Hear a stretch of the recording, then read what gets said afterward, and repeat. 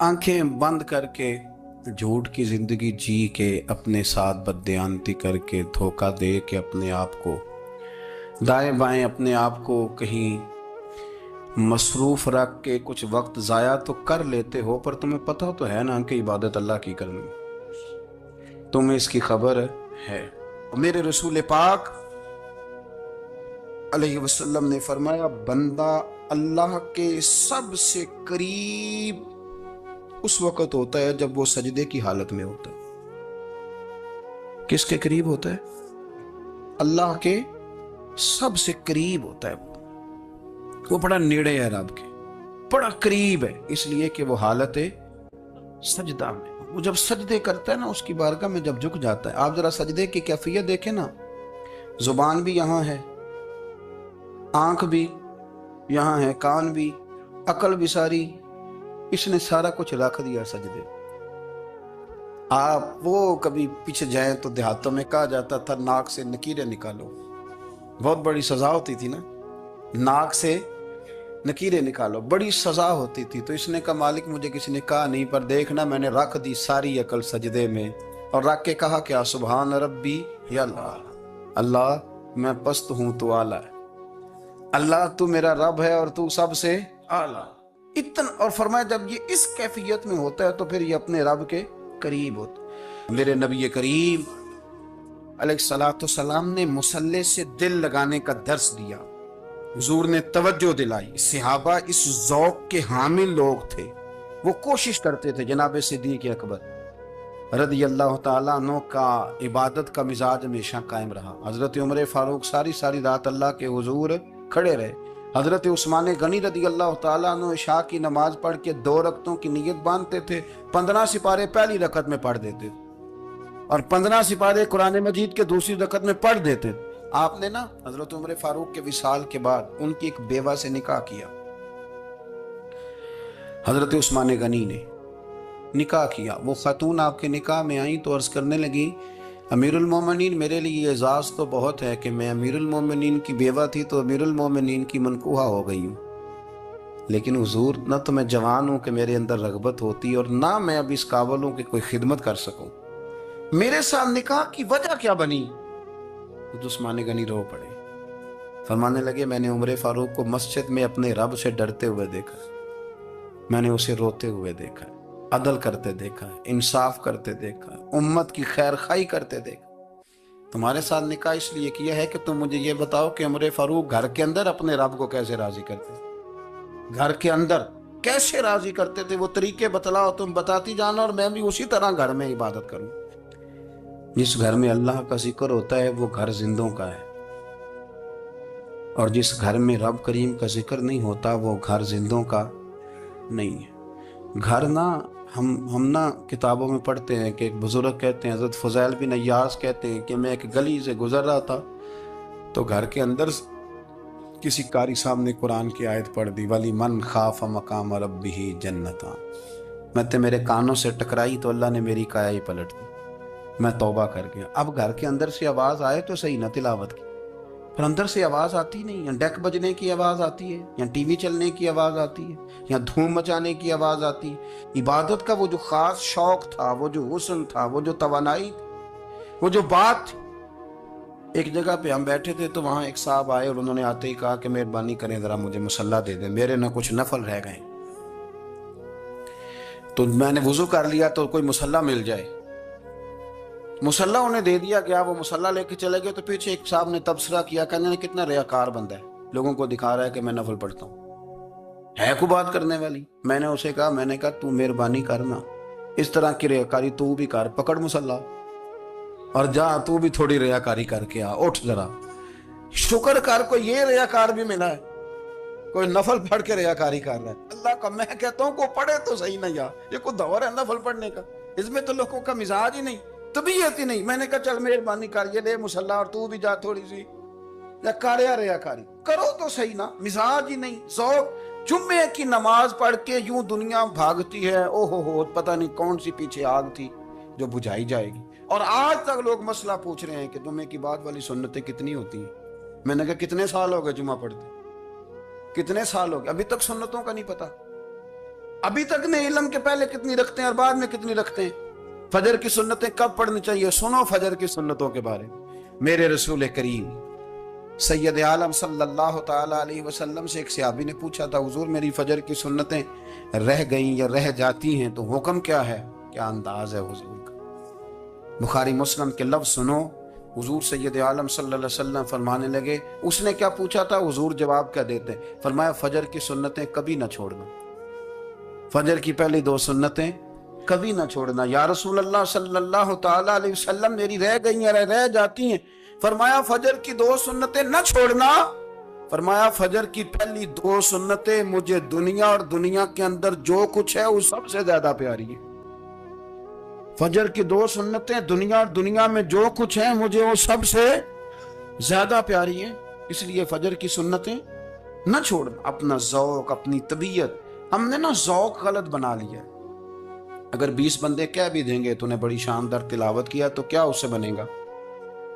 100 بندہ کہہ بھی دے تیری کیا بات ہے، کیا بات ہے نعت خاں کی، کیا بات ہے علامہ صاحب کی، پیر صاحب کی، پیر مہر علی شاہ صاحب رحمت اللہ علیہ. آپ تشریف فرما تھے تو آپ کے ایک ہی بیٹے بابو جی جن کو کہا جاتا ہے، جس دن صاحبزادے پیدا ہوئے تو خادم نہ وہاں سے نکلا. ان لوگوں کے شوق اور طرح کے تھے نا، تو ان کی توجہ بھی اپنے شوق کی طرف رہتی. تو خادم نکلا اندر سے، پیر صاحب مبارک ہو، پیر صاحب مبارک ہو، پیر صاحب مبارک ہو، پیر صاحب مبارک ہو. شور کر رہا ہے تو پیر صاحب کو وجد ہو گیا. اللہ اکبر، اللہ اکبر، اللہ. کیا ہوا؟ کس بات کی مبارک دے رہے ہو؟ اس کی حضور اللہ نے بیٹا دی ہے. تو آپ فرمانے لگے اچھا حضور آپ کیا ہوا؟ آپ تو پریشان ہو گئے. فرمانے لگے جب تو نے 3 دفعہ کہا نا مہر علی کو مبارک ہو تو میں سمجھا تھا شاید تجھے کسی نے بتا دیا ہے کہ مہر علی سے اللہ راضی ہوگی. میں سمجھا تھا کہ شاید تو یہ خبر لے کے آیا ہے کہ کسی نے بتایا ہے کہ مجھے آج خبر ملی ہے کہ مہر علی سے رب اچھا پتر ہوا ہے. الحمدللہ، اللہ کا شکر ہے. پر میرے لیے مبارک کا دن وہ ہوگا جب میرا رب کہے گا کہ میں مہر علی سے راضی ہوں. میرے محبوب کہیں گے کہ میں مہر علی سے. آپ بات کو سمجھیں. شوق ہی کسی اور طرف تھا، دل ہی کہیں اور لگا ہوا تھا، طبیعت ہی کہیں اور مائل تھی. کوئی وظیفہ پوچھتے تھے تو پڑھتے تھے وہ لوگ، کچھ اللہ اللہ انہیں بتائی جاتی تھی تو کرنے کا ذوق رکھتے تھے. طبیعت تھی، قائل تھے. حضرت ربیع کہتے ہیں میں بڑی دور سے سفر کر کے گیا حضرت اویس کرنی سے ملنے، بڑی دور سے. اور جب میں پہنچا تو فجر کا وقت تھا. تو حضرت اویس کرنی کو میں نے پا لیا تو وہ نماز پڑھ کے نا قرآن شریف لے کے بیٹھ گئے. فرماتے ہیں اشراق چاشت کا وقت ہوا تو نفلوں کی نیت باندھ لی. محدث ابن الجوزی نے لکھا ہے، فرماتے ہیں پھر جب زوال کا وقت ہوا تو مسجد میں جھاڑو دینے لگ گئے. زور کی نماز پڑھ کے تو عصر کی تیاری تک وہ مسجد میں بیٹھے رہے. اور میرے نبی پاک علیہ السلام نے فرمایا جو نماز کے انتظار میں بیٹھا ہو وہ نماز ہی میں ہے، وہ نماز ہی میں ہے. فرمایا میری دنیا، میری امت کی جو رہبانیت ہے نا وہ اتنی ہے کہ نماز کا انتظار کرے. اذان کے بعد نماز کا یہ راہب ہے، یہ اس وقت چھوڑ کے بیٹھے ہیں سارا کچھ. فرماتے ہیں عصر تک انہوں نے اللہ اللہ کی، پھر مغرب تک کی. عشاء کی نماز ہوئی تو نماز پڑھی تو وہ تھک گئے. اب مجھے وہ فارغ ہوں مصلی چھوڑے تو میں ملاقات کروں نا. کہ آپ حیران نہ ہو کہ اتنی دیر بندہ کیسے اللہ اللہ کر. ہم نے کی نہیں نا اس لیے ہم پریشان ہیں. جو عادی ہوتے ہیں وہ کر بھی لیتے ہیں. وہ یہ کام، میری بات کی سمجھ آ رہی ہے؟ جب جاتے ہو کسی دفتر میں تو 8 گھنٹے کھڑے رہ لیتے ہو نا، مجبوری ہوتی ہے تو کھڑے رہا جا سکتا ہے. پاسپورٹ کے دفتر بولیے، امیگریشن کی لائنوں میں، اور میں نے تو ایمبیسیوں میں بندے 12 گھنٹے پہلے جا کے کھڑے دیکھے، رہ لیتے ہیں کھڑے. تو اگر ان کاموں کے لیے رہا جاتا ہے تو اللہ رسول کے لیے بھی کھڑے رہا جا سکتا ہے. تو فرمانے لگے کہ جب عشاء کی نماز کے بعد آخر انسان تھے، تھک گئے، نیند کا غلبہ ہوا تو تھوڑی ایسے آنکھ بند ہوئی تو کھلی تو رونے لگے. حضرت ویسے کرنی رو کے کہنے لگے مالک مجھے غافل تو نہ کر، ابھی میں نے کیا بھی کچھ نہیں، دن ختم ہو گیا، کوئی نفل نہیں، کوئی اللہ اللہ نہیں، اللہ مجھے غافل نہ کر، میری مدد فرما. فرماتے ہیں جب وہ روئے تو میرے ساتھ جو شخص تھا میں نے کہا اٹھو چلیں. کہنے لگا حضور ملنا نہیں. فرمایا جو میں لینے آیا تھا وہ مجھے مل گیا ہے، جو میں ان سے سیکھنے آیا تھا وہ مجھے نصیب ہو گیا. اب اور میں نے کیا لینا، ختم ہو گئی بات، اٹھو چلیں. اللہ کے بندوں نے حضرت ربیہ بن کعب اسلمی رضی اللہ تعالیٰ عنہ فرماتے ہیں کہتے ہیں جب بنو قریظہ اور بنو نذیر یہودیوں کے ساتھ حضور علیہ السلام نے جنگ کا اعلان فرمایا تو وہ دشمن ہو گئے. ہمیں خطرہ تھا کہ وہ رات کو کہیں محبوب کو تکلیف نہ دیں، تو کچھ لوگ نا تلواریں لے کے نبی پاک کے دروازے پہ پہرے داری کرتے تھے. گن مین رکھنا حرام نہیں، اگر کسی کو واقعی خطرہ ہو تو اس کے لیے سنت بھی ہے. حضرت علی المرتضیٰ تلوار لے کے حضور کے گھر کا پہرا دیتے تھے. حضرت ربیعہ بن کعب اسلمی رضی اللہ تعالیٰ عنہ فرماتے ہیں کہ رات میری ڈیوٹی تھی کہ میں حضور کے گھر کا پہرا دوں گا، تو فرماتے ہیں میں باہر سن رہا تھا، ساری رات ہی میرے نبی پاک نے اللہ کی تسبیح پڑھی. ساری رات، کبھی تسبیح، کبھی تحلیل، کبھی تحمید، کبھی تکبیر، ساری رات. فرماتے ہیں ساری رات حضور پڑھتے رہے اور ساری رات ہی میں سنتا رہا. مجھے اونگ آ گئی، میری آنکھ لگ گئی، حضور ابھی پڑھ رہے تھے، میں تھک کے سو گیا. اور فرماتے ہیں جب میری آنکھ دوبارہ سے کھلی تو میرے کانوں میں پھر کوئی چیز گونجی، تو میں نے کان لگایا تو میرے حبیب ابھی بھی اللہ کو یاد کر رہے. ساری رات حضور رب کی عبادت کرتے. اسی لیے تو کہا یا ایھا المزمل قم اللیل الا قلیلا. حبیب ساری رات تو نہ جاگا کر، تھوڑا آرام بھی کر لیا کر. میرے بھائی اپنا مصلی، اپنی عبادات، اپنے وظائف، اللہ اللہ جو آپ نے کسی سے سیکھی ہے اس کو کبھی کمزور نہ ہونے دیں. شجرہ شریف جو کسی بزرگ سے آپ لے لیتے ہیں تو کیا رسم ہے کوئی؟ اس پہ کچھ لکھا ہوتا ہے، وہ پڑھنے کے لیے دیا جاتا ہے. اس پہ لکھا ہوتا ہے کہ یہ اللہ اللہ آپ نے کرنی ہے. انسان پر اگر کوئی شخص نیکی کر دیتا ہے، احسان کر دیتا ہے، تو انسان اس کے سامنے پھر گردن نہیں اٹھا سکتا. یار یہ میرے مشکل وقت کا دوست ہے، اس نے میرے ساتھ نیکی کی ہے. کبھی بھی گردن نہیں اٹھائے گا، جھکا کے رکھے گا. تو اگر عام کوئی نیکی کر دے تو اس کے سامنے انسان کبھی گردن نہیں اٹھاتا. تو جو رب ساری نعمتیں عطا فرمائے، جو کہے کہ تیری تخلیق میں نے کی، تجھ سے پہلوں کو بھی پیدا میں نے کیا، تیرے لیے زمین کا بچھونا بھی میں نے بچھایا، آسمان کی چھت بھی میں نے لگائی، تیرے لیے زمین سے ساری اناج کو، پھل کو، کھیتیوں کو نکالا بھی تیرے لیے.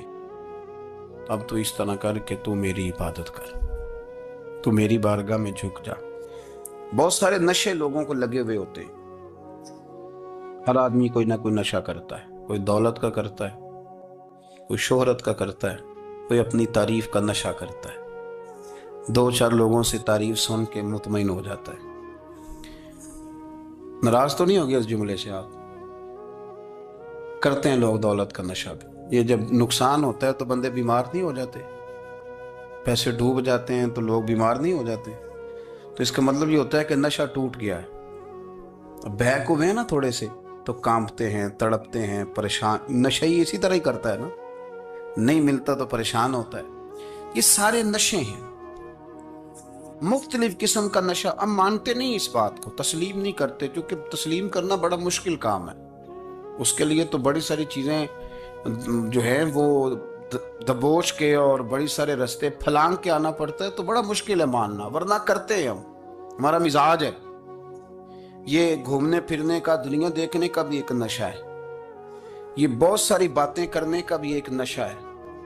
گپ شپ کا بھی ایک نشہ ہے. دو چار لوگوں کی جب تک پگڑیاں نہ کھول لیں، بعض لوگوں کو نیند نہیں آتی. یہ غیبت کا، چغلی کا، بددیانتی کا، یہ بھی ایک نشہ ہے. اس پر ملا رومی رحمت اللہ نے بڑا کلام لکھا ہے. وہ کہتے ہیں مانگ کے کھانے کا بھی نشہ ہے،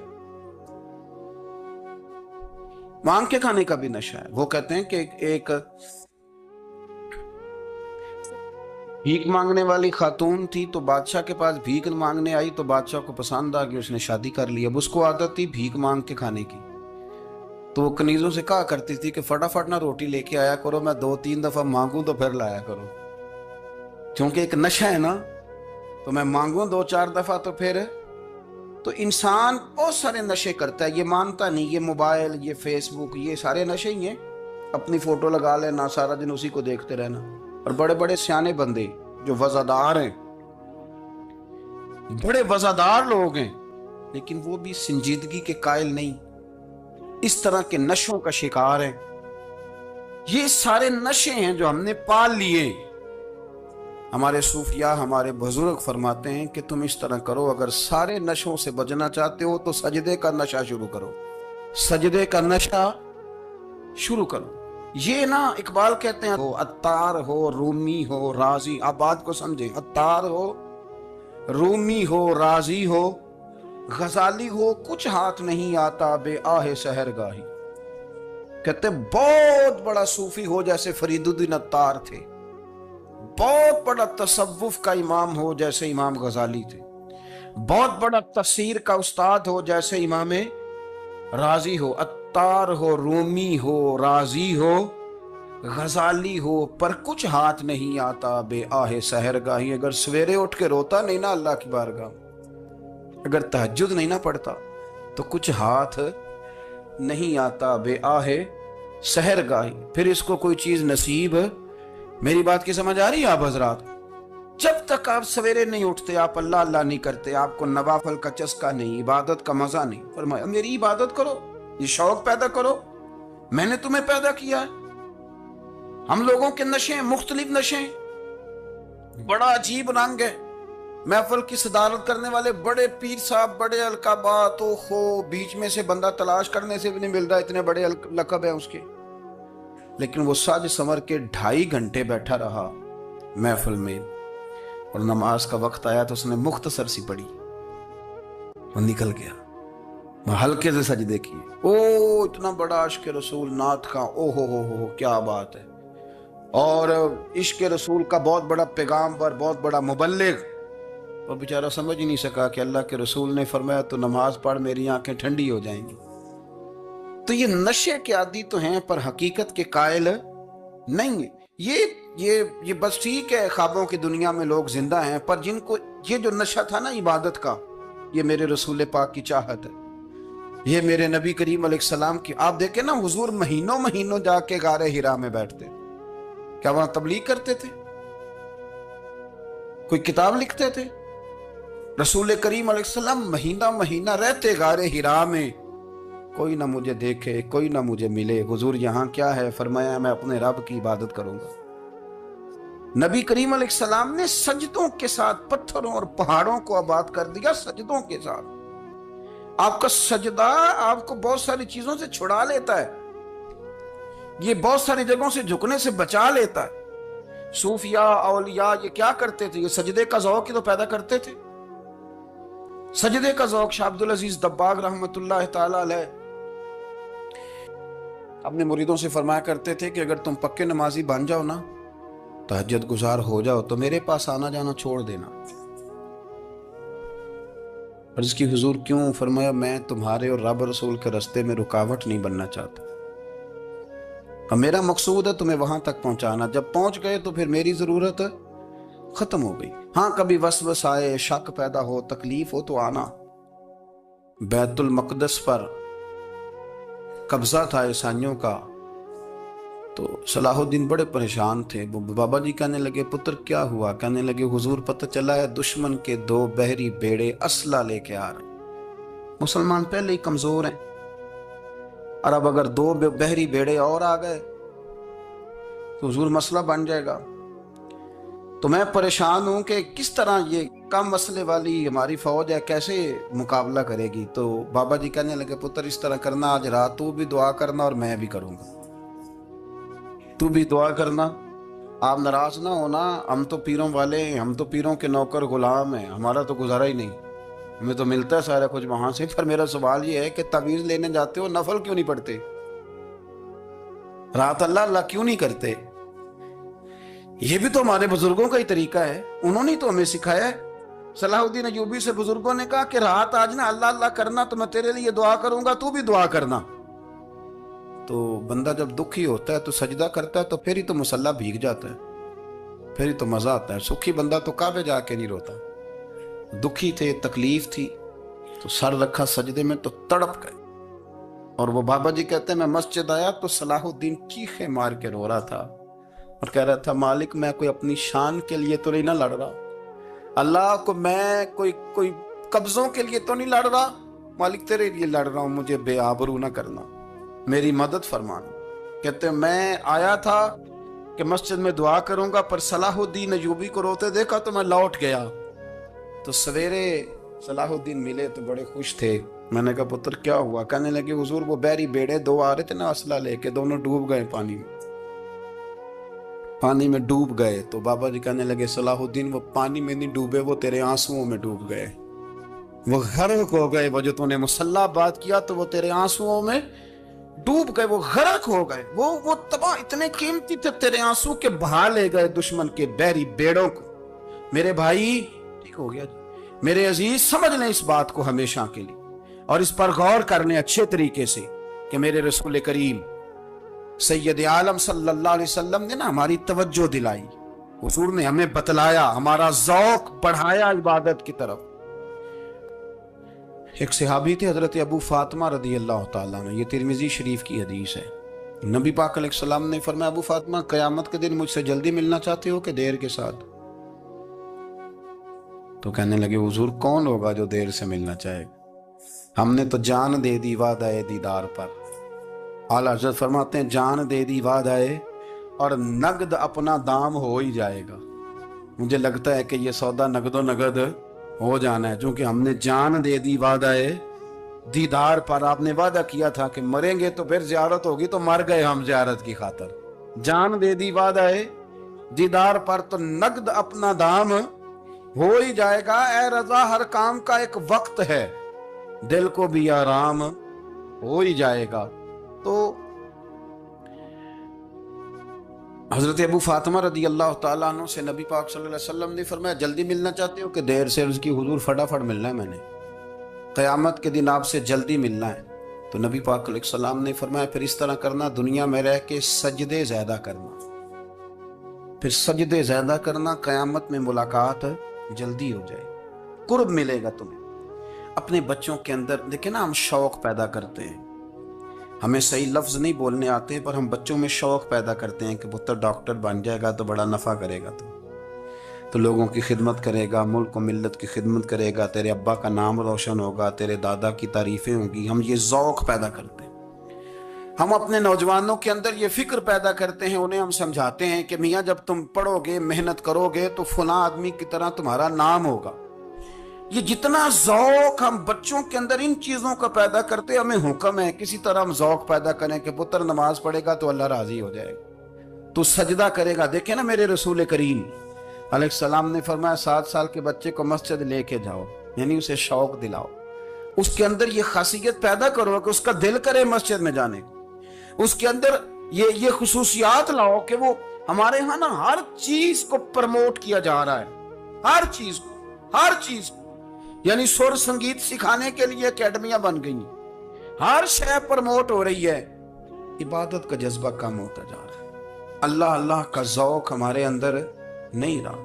اور اتنا مشکل ہم نے اپنے لیے بنا لیا ہے کہ وہ بندہ جو بڑی زبردست مذہبی گفتگو کر رہا تھا اور تگڑی بات کر رہا تھا، کیا بات ہے، لیکن نماز کے بارے میں کمزوری دکھا جاتا ہے، نوافل کے بارے میں وہ چپکے سے نکل جاتا ہے۔ امام احمد بن حنبل رحمۃ اللہ تعالی علیہ، مسند امام احمد بن حنبل 14 جلدوں میں ہے مارکیٹ میں، اور مجھے تو خیر پسند ہی بڑی ہے، میں نے تو کئی دفعہ پڑھی ہے۔ اور کیا بات ہے امام احمد بن حنبل کی، کیسے تگڑے قسم کے محدث تھے، اور اللہ نے کتنا انہیں اعزاز عطا فرمایا ہوا۔ یہ کوڑے بھی کھاتے تھے دین کی خاطر، سارا کرتا لہو سے بھر بھی جایا کرتا تھا، بڑا اعزاز والا شخص تھے، بڑے اعزاز والے، حدیثیں جمع کرنا، حدیثیں لکھنا، حدیث پڑھانا، سارا دن رہتے تھے۔ کہہ سکتے تھے کہ میں کر تو رہا ہوں کام، اور حدیث بھی موجود ہے کہ عالم عابد سے افضل ہوتا ہے، پر اس کے باوجود امام احمد بن حنبل رحمۃ اللہ علیہ 300 نفل فرض نمازوں کے علاوہ پڑھا کرتے تھے، 300 نوافل روز پڑھا کرتے تھے۔ ان کے بیٹے نے کہا ابا جی مکان خریدنا ہے تو وہ جگہ کہاں کر کے لوں، بہت ساری آبادیاں، تو فرمایا پتر وہاں لینا جہاں مسجد قریب ہو۔ میرے رسول کریم سید عالم صلی اللہ علیہ وسلم اتنا پسند کرتے مسجد کو، اتنا پسند کرتے نماز کو، کہ رسول کریم صلی اللہ علیہ وسلم تہجد کی نماز بھی پڑھتے، پھر حضور فجر کی نماز بھی پڑھتے، نبی پاک وتر کو الگ کر کے پڑھتے، عشاء کے ساتھ نہیں پڑھتے۔ یہ تو ہم اس لیے اجازت دی ہمارے بزرگوں نے کہ بعد میں اٹھے گا کون علیحدہ وتر پڑھنے کے لیے، عشاء کے ساتھ پڑھ لیں۔ وتر پڑھتے، تہجد پڑھتے، فجر پڑھتے، اشراق پڑھتے، چاش پڑھتے، پھر مغرب کی نماز کے بعد 6 رکعت اوابین پڑھتے، پھر رات کو صلاۃ اللیل پڑھتے. سیدہ عائشہ صدیقہ کہتی ہیں زمانہ سو جاتا اور میرے رسول مصلی بچھا کے کھڑے ہو جاتے. او یار کھیتی باڑی کر کے نہیں, محنت مزدوری کر کے نہیں. جناب عائشہ کہتی ہیں میں یہ بھی دیکھتی کہ حضور ایک آیت شروع کرتے تو ساری رات اسی کو پڑھتے, اور میری نظر جاتی تو قدم مبارک پہ ورم آ جاتا. یار نماز پڑھ پڑھ کے, اتنی مشقت کر کے, اتنی جد و جہد کر کے ورم آ گیا. یا رسول اللہ اتنی محنت کیوں کرتے ہو؟ فرمایا افلا اکون عبدا شکورا, کیا میں اپنے رب کا شکر گزار بندہ نہ بنوں؟ صحابہ کا ذوق عبادتوں کا, ریاضتوں کا, تلاوتوں کا, طبیعتیں ان کی, وہ ایک دوسرے کو. حضرت مولا علی شیر خدا کرم اللہ تعالی وجہہ الکریم کے زمانے میں روم کے بادشاہ نے کہا یار یہ مسلمانوں کا پتہ تو کرو, یہ آخر کیوں اتنے زیادہ مجاہد ہیں. اس زمانے میں جاسوس بھیجنے کا مزاج تھا, اب تو جاسوس پکڑا جاتا ہے, اب تو جاسوس جاسوسی کا شوق ویسے آج بھی ہے. عرض کروں تھوڑی سی بات اس عنوان سے. پتہ کیا ہمارا مسئلہ ہے, ہم جہاں جاتے ہیں نا وہاں تھوڑی خوشبو سونگنے کی کوشش کرتے ہیں.